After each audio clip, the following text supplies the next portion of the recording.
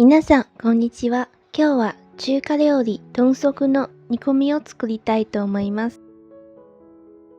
まず必要な食材は、豚足 1200g、大豆 350g。今回は丼みたいな感じにしたいので、豚足をお肉屋さんで弱切ってもらいました。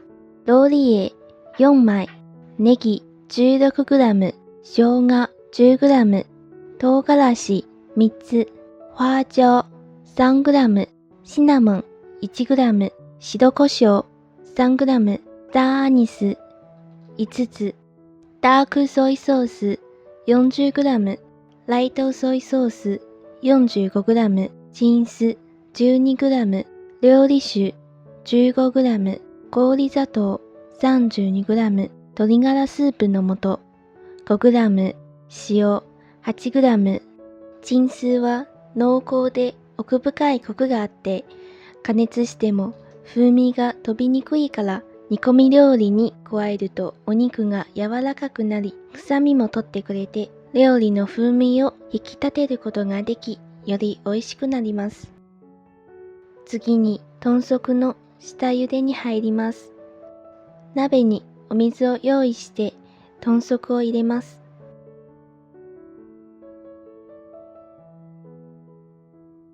適量の料理酒を入れて臭みを取ります。水が沸騰したらアクが吹き上がってきます。スプーンなどで丁寧にアクを取り除きます。そして豚足を取り出します。次に氷砂糖を焦げ茶色がつくまで炒めます。これは中華料理でよく使われていて、お肉に深みのある色をつけてコクのある味わいを出すことです。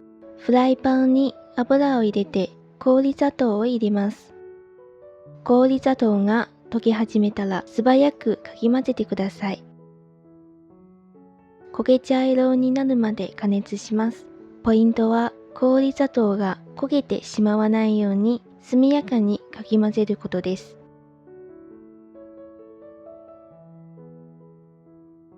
茹でた豚足を入れて炒めます。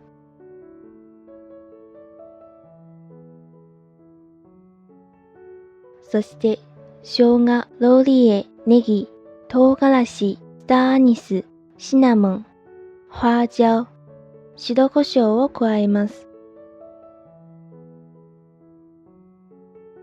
香辛料たちがいい香りを出したら、料理酒、ライトソイソース、ダークソイソース、チンス、塩、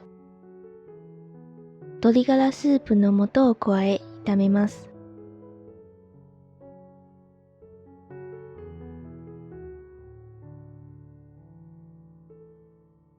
火を止めます。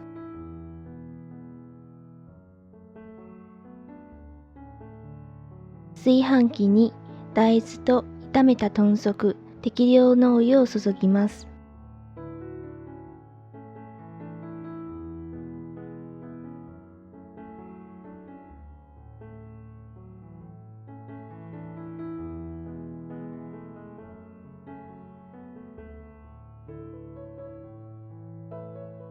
蓋をして2時間煮込みます。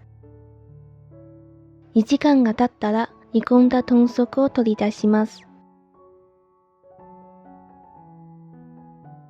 お椀に煮込んだ豚足と大豆を入れ、煮込み汁をかけて完成です。